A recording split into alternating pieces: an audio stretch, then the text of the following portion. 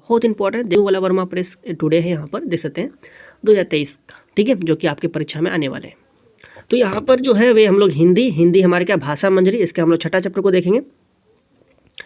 चलिए छठा चैप्टर में ला रहा हूँ क्योंकि ये सब हो चुका था। यदि आप नहीं देखे तो डिस्क्रिप्शन में लिंक है, आप लोग जाइए, वहाँ पर प्लेलिस्ट आपको मिलेगा, प्लेलिस्ट से आप लोग सभी कुछ देख लीजिए, ठीक है।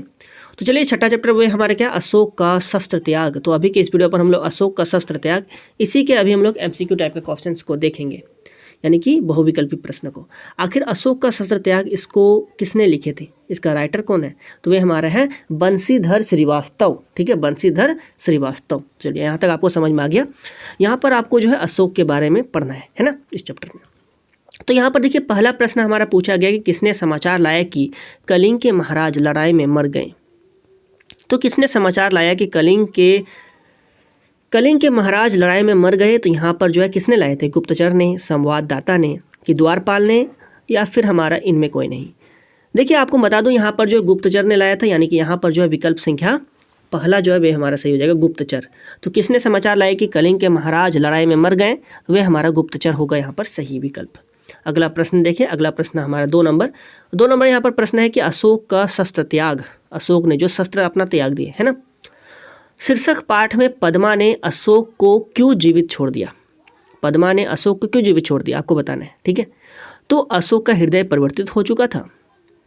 दूसरा विकल्प हमारा है पद्मा ने दया दिखाया। तीसरा विकल्प अशोक से हार गई। चौथा विकल्प अशोक बचकर भाग गया। देखिए आपको बता दूं यहाँ पर जो होगा वे हमारा पहला विकल्प जो सही होगा, यानी कि अशोक का हृदय परिवर्तित हो चुका था। अशोक का हृदय परिवर्तित हो चुका था, यहाँ पर ये वाला विकल्प जो है हमारा सही है। चलिए अगला प्रश्न देखेंगे। अगला प्रश्न हमारा 3 नंबर, और 3 नंबर जो है सम्राट अशोक ने पाठ के अनुसार कौन सा धर्म अपनाया? सम्राट अशोक जो है बाद में फिर जाके शस्त्र त्याग करते हैं, और शस्त्र त्याग करने के बाद वे बौद्ध धर्म को अपना लेते हैं। तो यहाँ पर सम्राट अशोक ने पाठ के अनुसार कौन सा धर्म अपनाया? तो बौद्ध धर्म अपनाया, यानी कि यहाँ पर जो है 3 नंबर विकल्प जो है हमारा क्या हो जाएगा, सही हो जाएगा। अगला प्रश्न देख लेंगे। अगला प्रश्न 4 नंबर, और 4 नंबर यहाँ पर प्रश्न देख सकते हैं, मगध की विजय हुई, या किसने कहा? किसने कहा कि मगध की विजय हुई? तो किसने कहा? अशोक ने कहा। किसने? अशोक ने कहा। तो यानी कि यहाँ पर जो है 4 नंबर का कौन सा विकल्प सही होगा? पहला विकल्प हमारा संवाददाता, दूसरा विकल्प गुप्तचर, तीसरा विकल्प अशोक ने, चौथा विकल्प पद्मा ने। तो मगध की विजय हुई या किसने कहा? तो अशोक ने कहा, यानी कि यहाँ पर जो है विकल्प संख्या 3 जो है हमारे क्या हो जाएगा, सही हो जाएगा।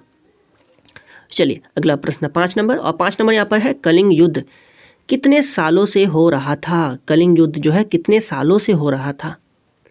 तो यानी कि यहाँ पर कौन सा ऑप्शन होगा? 5 साल, 10 साल, 4 साल, 2 साल।